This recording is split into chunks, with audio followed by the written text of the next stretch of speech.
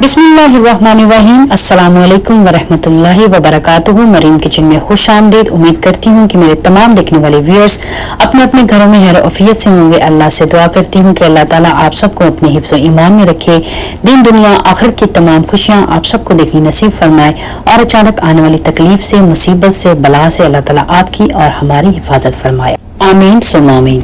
जी तो viewers, Maryam kitchen में आज हम बनाएंगे मटन की निहारी। मटन की निहारी के लिए यहाँ पे हमने लिया है 5 किलो बकरे का गोश्त, मछली वाला हिस्सा, हड्डी वाला। और जब भी आप मटन की निहारी बनाएं तो बकरे का मछली वाला हिस्सा जो है उसकी आप निहारी बनाएं, इससे बहुत अच्छी निहारी बनती है। जी तो व्यूअर्स, यहाँ पे पतीली हमने चूल्हे पे चढ़ा दी है, इसमें हमने 2 कप ऑयल के डाले हैं और अब इसमें हम डालेंगे मटन।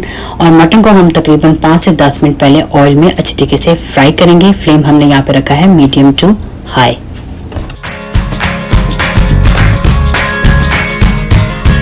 जी तो व्यूअर्स, यहाँ पे 5 से 10 मिनट हो चुके हैं। हमने गोश्त को अच्छे तरीके से घी में फ्राई किया है। इसका कलर जो है बहुत ज़्यादा अभी चेंज नहीं हुआ। इस स्टेज पे आके हम इसमें शामिल करेंगे लहसुन और अदरक का पेस्ट। और यहाँ पे लहसुन और अदरक का पेस्ट जो हमने लिया है 5 टेबलस्पून लहसुन, 5 टेबलस्पून अदरक।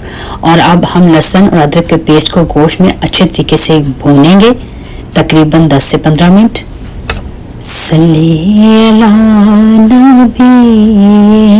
जी तो व्यूअर्स, यहाँ पे 15 मिनट हो चुके हैं लहसुन और अदरक के पेस्ट को गोश्त में अच्छे तरीके से भूनते और पकाते हुए। और आप देख सकते हैं कि गोश्त का कलर बहुत अच्छे तरीके से चेंज भी हो चुका है और मसाला भी बहुत अच्छे तरीके से भुन चुका है। अब स्टेज पे आके हम इसमें शामिल करेंगे शान निहारी मसाले के 2 पैक।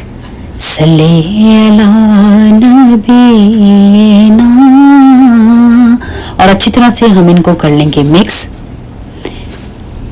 जी तो व्यूअर्स, यहाँ पे शान निहारी मसाले को गोश्त में अच्छे तरीके से मिक्स करने के बाद अब इस स्टेज पे आके हम फ्लेम को कर देंगे मीडियम और पानी का छटा लगा लगा के गोश्त को हम अच्छे तरीके से भूनेंगे।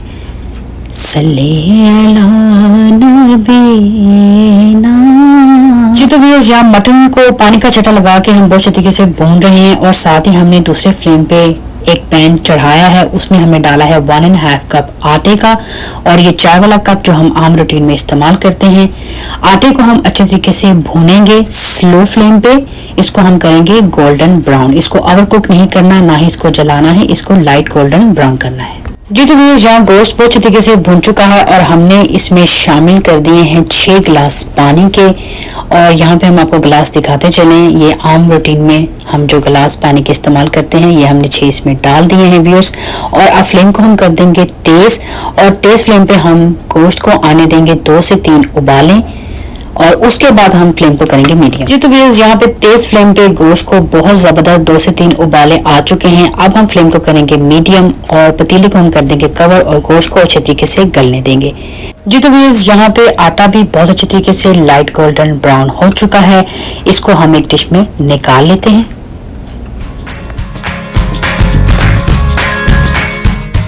जी तो व्यूअर्स, यहाँ मटन को हमने तकरीबन मीडियम फ्लेम पे 20 से 25 मिनट अच्छे तरीके से पकाया है और मटन बहुत अच्छे तरीके से गल चुका है। एक बोटी को हम प्लेट में निकालेंगे और बड़े एहतियात से हम इसको चेक करेंगे। यहाँ पे आप ये देख सकते हैं कि मटन बहुत अच्छे तरीके से गल चुका है।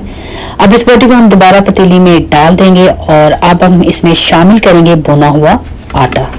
जी तो व्यूअर्स, मटन निहारी में आटे को शामिल करने से पहले सबसे पहले हम आटे की पेस्ट बनाएंगे और निहारी में से हम शोरबा थोड़ा सा लेंगे और आटे के अंदर हम इसको शामिल करते जाएंगे। और हमने शोरबा इतना लेना है कि आटे की अच्छी तरीके से पेस्ट बन जाए और इसको मिक्स भी बहुत अच्छे तरीके से करना है।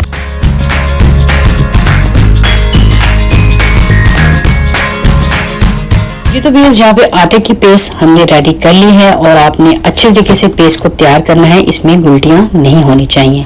अब थोड़ा थोड़ा करके आटे का पेस्ट हम निहारी में शामिल करते जाएंगे और जिस जगह हम डालते जाएंगे उसी जगह हम बड़े नाजुक हाथों से स्पैचुला से इसको मिक्स करते जाएंगे और फ्लेम को हम यहाँ पे मीडियम रखेंगे।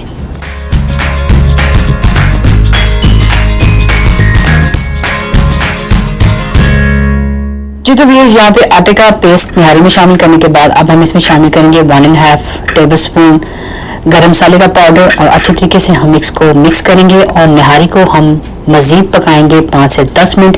जैसे जैसे निहारी पकती जाएगी ये साथ साथ गाढ़ी होती जाएगी और जब इसको हम ठंडा करेंगे ये मज़ीद और गाढ़ी होगी जी। तो व्यूअर्स यहाँ पे मीडियम फ्लेम पे तकरीबन 5 से 10 मिनट हो चुके हैं निहारी को पकते हुए और यहाँ पे आप देख सकते हैं कि निहारी जैसे जैसे पक रही है साथ साथ मज़ीद और गाढ़ी होती जा रही है। अब स्टेज पे आके फ्लेम को हम कर देंगे बिल्कुल स्लो और इसको 5 से 7 मिनट हम और पकाएंगे। और व्यूअर्स साथ ही हमने चूल्हे पे एक और पैन चढ़ा दिया है और इसमें हमने शामिल किया है 1 कप ऑयल का और 2 दरमियानी साइज के प्याज हमने स्लाइसेस में काटे हैं व्यूअर्स। और अब हम निहारी के लिए तड़का जो है वो तैयार कर रहे हैं। और व्यूअर्स साथ ही आप देख सकते हैं कि निहारी माशाल्लाह से साथ साथ पक रही है और इसके ऊपर थोड़ी थोड़ी सी तरी जो है वो आनी शुरू हो चुकी है और बबल्स भी अच्छे तरीके से बनने शुरू हो चुके हैं और निहारी हमारी गाढ़ी होनी शुरू हो चुकी है। प्याजों को हम करेंगे गोल्डन ब्राउन। ये तो बेस यहाँ पे प्याज बहुत अच्छे तरीके से गोल्डन ब्राउन हो चुके हैं। इसमें हम शामिल कर देंगे 1 टेबलस्पून शाही जीरे का, ये काले रंग का होता है व्यूअर्स। और अब यहाँ पे तड़का हमारा बिल्कुल रेडी है निहारी को लगाने के लिए जी। तो बिस्मिल्लाहिर्रहमानिर्रहीम पढ़ के निहारी में तड़के को शामिल कर देंगे और अच्छे तरीके से पैन को साफ करेंगे और स्पैचुला की मदद से निहारी को अच्छे तरीके से मिक्स करेंगे नाजुक हाथों से। और साथ ही व्यूअर्स हम इसमें शामिल करेंगे हरा धनिया अपने टेस्ट के हिसाब से और हरा धनिया डालने के बाद नाजुक हाथों से हम निहारी को फिर मिक्स करेंगे ताकि बूटियां टूटने ना पाए।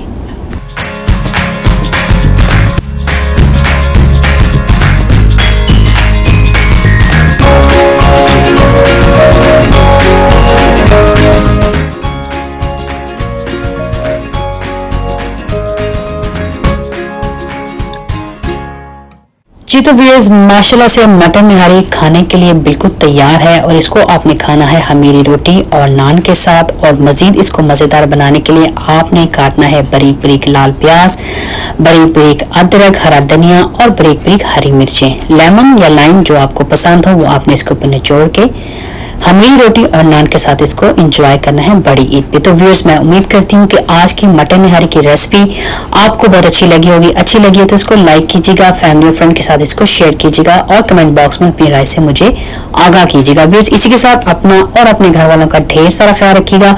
मरीम को दुआ में याद रखिएगा इस खूबसूरत दुआ के साथ कि अल्लाह और उसके हबीब सल्लल्लाहु अलैहि वसल्लम के हवाले मरीम को दे इजाजत। इंशाल्लाह जिंदगी रही तो मिलेंगे नेक्स्ट टाइम किसी नेक्स्ट डिलीशियस रेसिपी के साथ। तब तक के लिए अल्लाह हाफिज, ईद मुबारक, अस्सलामु अलैकुम वरहमतुल्लाहि वबरकातुहू। मुबारक हो तुम सबको हज का महीना, न थी मेरी किस्मत मैं देखूं मदीना, मदीने वाले से मेरा सलाम कहना।